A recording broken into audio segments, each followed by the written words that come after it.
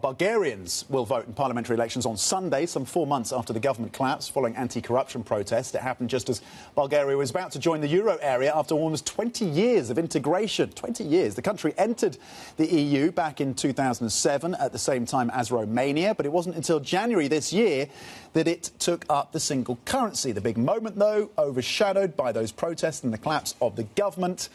Let's get more from Georgi Mesrobovich, who joins us from our partner, Bloomberg TV Bulgaria. Thank you for taking the time. Who's in the running, then, in this election? Can they stamp out corruption? Hello, yes, good morning. So, based on the sociological data, 5 political parties will be joining the next parliament. The interesting thing is that the leading coalition is the newly formed one. But we should explain a bit how did we got here at the first place. In December, there were massive protests in Sofia, along with other major cities, where protesters gathered against the proposed budget of 2026. But shortly after, the protest evolved and wanted the resignation of the cabinet. 2 main figures were the focus of the protesters: GERB's leader Boyko Borisov and DPS's leader Delan Peevski, who is sanctioned through Magnitsky Act. The protesters accused them of being the faces of corruption in Bulgaria.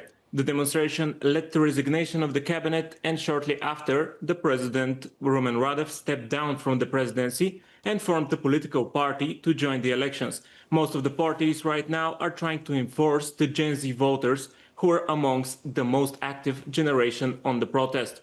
We see in the sociological data that the ex-president's Radev's party is leading with over 30% of the votes.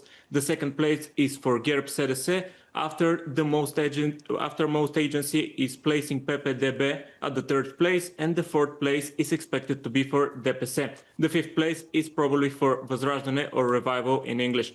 Based on the data we have right now, Bulgaria's Socialist Party is flirting with the 4% barrier, and it's not certain if they will be in the next parliament. But here's the interesting part, because Hungary held its election last Sunday, as you know, and there was a huge turnout, around 80%. In Bulgaria, this will be the 8th parliamentary election in 5 years. And in this time, we started around 50% turnout, and then we saw voter fatigue combined, of course, with the disappointment of the voters from the political parties. So the turnout started going down, and at some point, it reached around 34%. Now, our hope is for the people to go to the polls, because that's the most efficient way to counter vote buying and control the vote. There is a speculation that because we have presidential election later this year in the fall, there is a speculation some parties will try not to form next government and try to delay another elections who are aligning with the president's elections in the fall. But we should see that if that's true.